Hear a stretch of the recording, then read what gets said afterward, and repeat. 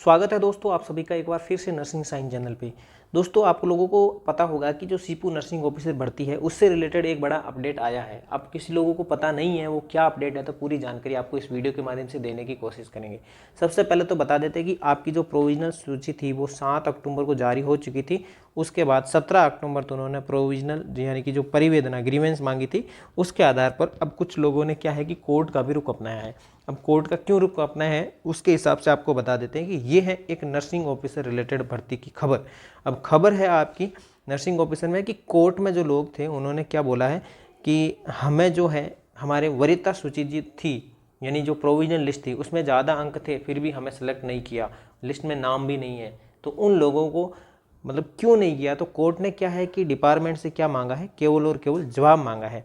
इसमें जो स्टे लगा है वो केवल अंतिम सूची होती है ना उस पे स्टे होता है, भर्ती पे स्टे नहीं है। बिल्कुल भी घबराना नहीं है आप लोगों को बिल्कुल भी, क्योंकि भर्ती पे स्टे लग ही नहीं सकता। ऑलरेडी उन्होंने अंतिम सूची पे स्टे लग ही नहीं सकता क्योंकि ऑलरेडी उन्होंने क्या है कैविएट ले चुकी है, तो उसमें कोई दिक्कत वाली बात है नहीं।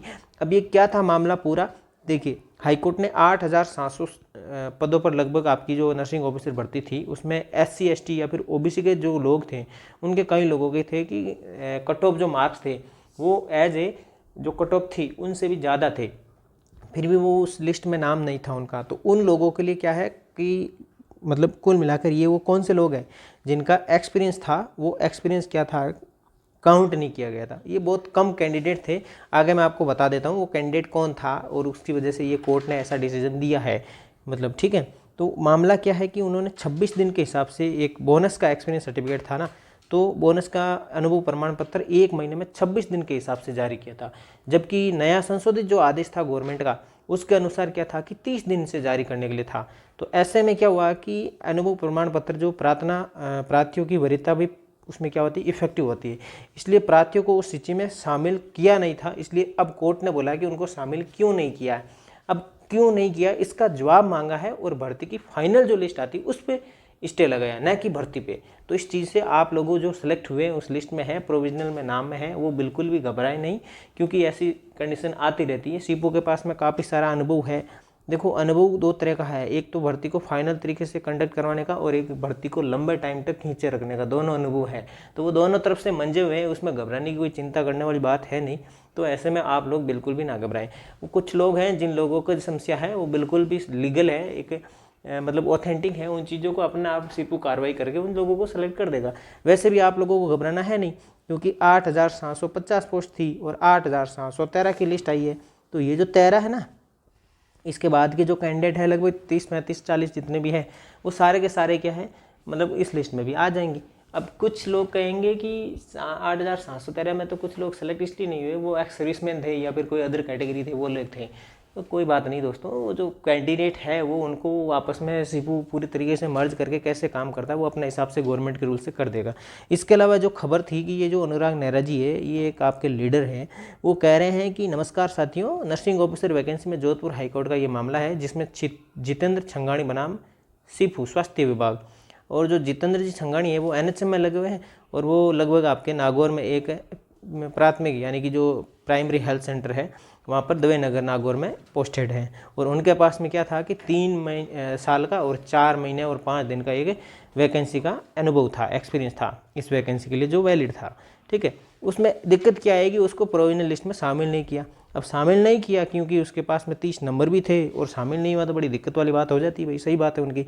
तो दिक्कत क्या थी उसमें, ना तो कोई सीपू की गलती थी और ना ही इस कैंडिडेट की गलती थी। और गलती थी तो भाई साहब जी जो CMHO चीफ मेडिकल ऑफ आपके हेल्थ ऑफिसर होते ना, उनकी गलती थी। उन्होंने क्या गलती की कि उनका जो एक्सपीरियंस सर्टिफिकेट था उसमें जो फॉर्मेट ही था वो गलत बना दिया। गलत बनाने के कारण काफ़ी कैंडिडेट उस वैकेंसी में शामिल तो हुए लेकिन फाइनल लिस्ट में नहीं आए। अब जो शामिल नहीं हुए उन लोगों को कट ऑफ के हिसाब से, गवर्नमेंट के हिसाब से जो रूल्स है उसके हिसाब से आप लोगों को सेलेक्ट कर देंगे, उसमें शामिल कर देंगे। आप कट ऑफ को पार करोगे तो आपको फाइनल लिस्ट में भी आपका नंबर आ जाएगा। पर इस बंदे की जो प्रॉब्लम थी वो बिल्कुल भी लीगल थी।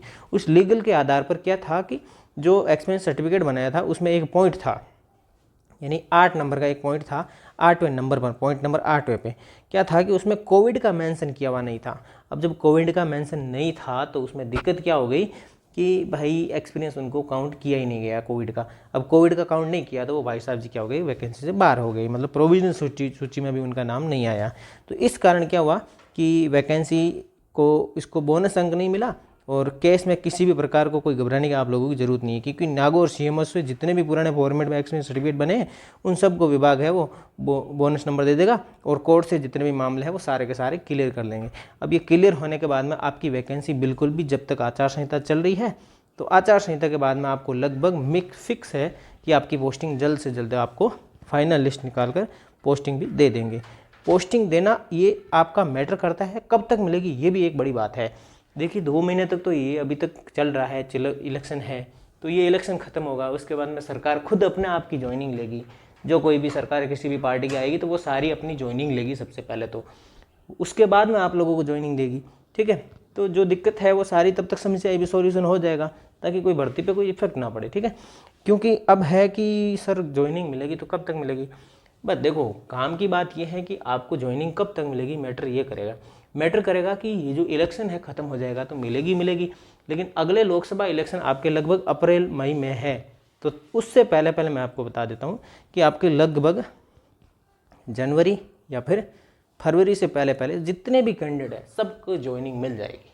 और मेरे हिसाब से मैं बता रहा हूँ, आपका जनवरी मंथ लास्ट है, इससे पहले सबको ज्वाइनिंग मिल जाएगी और अपनी पहली सैलरी भी आपकी आ जाएगी पहले महीने की, जनवरी के मंथ की भी लगभग ये चांसेस बन रहे हैं। ठीक है, बाकी तो क्या है कि अब गवर्नमेंट है, उनके रूल्स है, रेगुलेशन है, वो उसके ऊपर डिपेंड करेगा कैसा मैटर होता है उसमें, वो उस पर डिपेंड करेगा। ठीक है, जो खबरें हैं उनके हिसाब से हम आपको सबसे पहले ऐसे साझा करने की कोशिश करते हैं। तो स्टे नहीं लगा है भर्ती पे स्टे बिल्कुल भी नहीं लगा है तो केवल और केवल अंतिम जो सूची आती है उस पर स्टे लगा है। भर्ती पे स्टे लग भी नहीं पाएगा, क्योंकि कैविएट है, लगा रखी है तो कोई दिक्कत वाली बात है नहीं। क्योंकि कोर्ट जब तक मतलब जवाब मांगेगा खाली वैकेंसी डिपार्टमेंट से, क्योंकि उस पर स्टे नहीं लगाएगा। ठीक है, तो ये थी सारी खबर। अगर आपको किसी लोगों को लगता है कि हमने परिवेदना लगाई है, परिवेदना से रिलेटेड कोई भी डाउट हो तो मुझे कमेंट करके पूछ सकते हो। वीडियो पसंद आया, जानकारी पसंद आई तो वीडियो को लाइक करें, अपने दोस्तों के साथ शेयर करें, चैनल को सब्सक्राइब करना बिल्कुल भी ना भूलें।